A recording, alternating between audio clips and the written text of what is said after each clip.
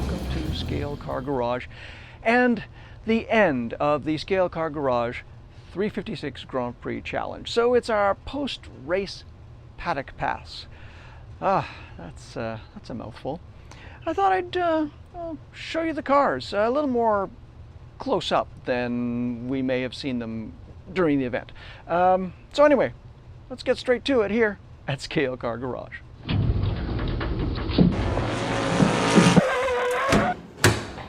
All right, so let's take a look at our entries to the Scale Car Garage 356 Grand Prix Challenge. And we're going to look at the chassis. I'm not going to take the cars apart because, I'll be honest with you, I don't think that's cricket. These cars arrived to Scale Car Garage ready to race. I did not have to do a thing to them. And you saw how they performed. They all performed really, really well. And that's the way they're going to be returned to their constructors. So we're going to learn as much as we can just by looking at them, and there's a lot we can learn. So let's start with the entry of Frank Peter Vandor. And well, let's start from the outside in. And I hope you agree. This is a beautiful car. He did such a great job. And the details, he actually added the Speedster badging, if you will, the Porsche badging on the front. I hope you can make out that he actually put leather tie downs on the front frunk, if you want to call it that. Just a beautiful, beautiful job. But let's take a look at the chassis, and you can see there's no real chassis float. The chassis is not moving, but what he did do is he actually mounted the motor behind the rear axle, just like a real 356. My goodness gracious, and that's real. That's really, really cool. I guess you could argue about the performance of doing that, but I just think that's awesome. One brass strip and two, I guess, pans that were put on each side, and a solid front axle. I'm not quite sure what type of guide that is, but it's a very, very nice execution. And he also put this spacer bar here in the body, which is absolutely fine. Again, to sort of give it some rigidity, and it's a lovely car, absolutely lovely. Oh my goodness, and the badging, of course, on the back. Forgot to mention that. But the chassis is brass in construction, and with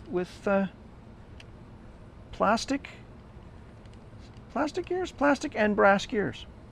But it's the rear-mounted engine or motor that really makes this unique.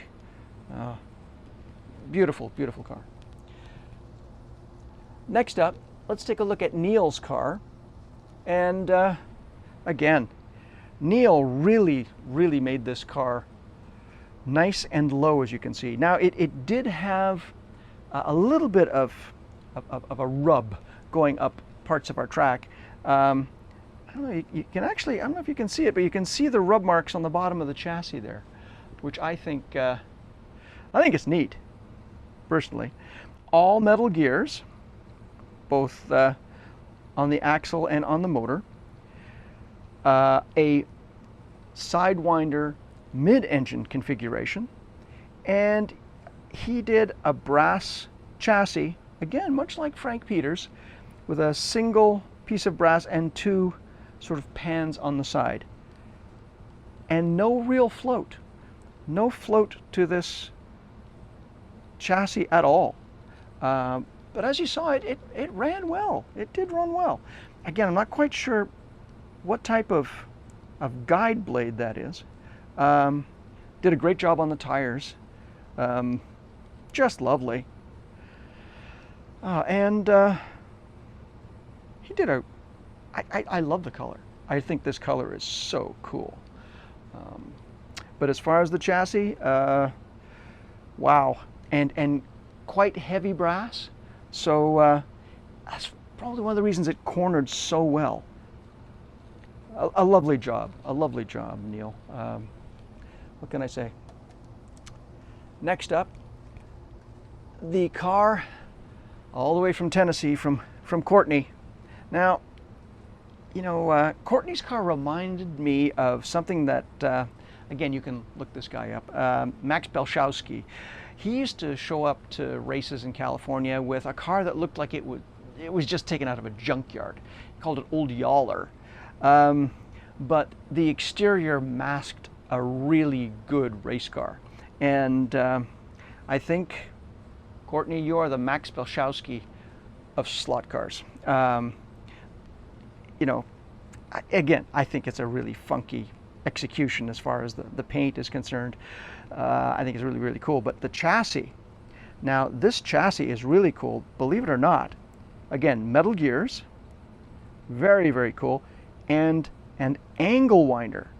He actually used the motor in an angle. Fantastic. And lots of body float, which is, I think, one of the reasons around the corner, and especially around the uphill sections in both directions, the car was so planted. It was just a joy to drive. Not quite sure the type of guide blade, but it was so fun to drive. And of course, he, you know, pretty low. I mean, it's a race car. And Courtney, you do build race cars. Lovely. Now, James.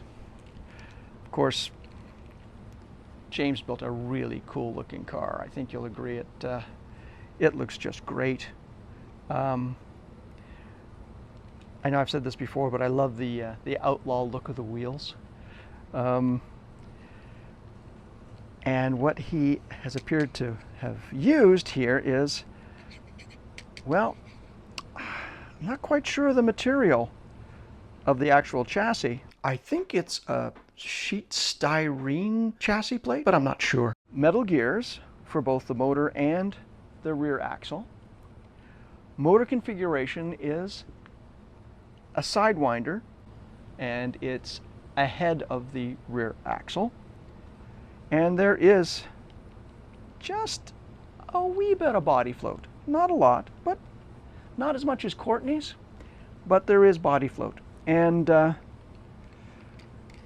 oh, everything is just so nice and oh. And again, I don't know my guide blades, and I apologize. I'm not quite sure what type of guide blade this is, but it worked a treat. And much like Frank Peter, James also put a bar across the back of the body to sort of, well, maybe widen it a little bit, which that was fine. There's nothing wrong with that. But this car just drove so well, and of course, you gotta love the exhaust pipes in the back.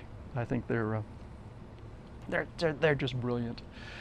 But this car drove very, very well. But they were, you know, there was not much distance between the first and second places. Both of those cars drove really, really well.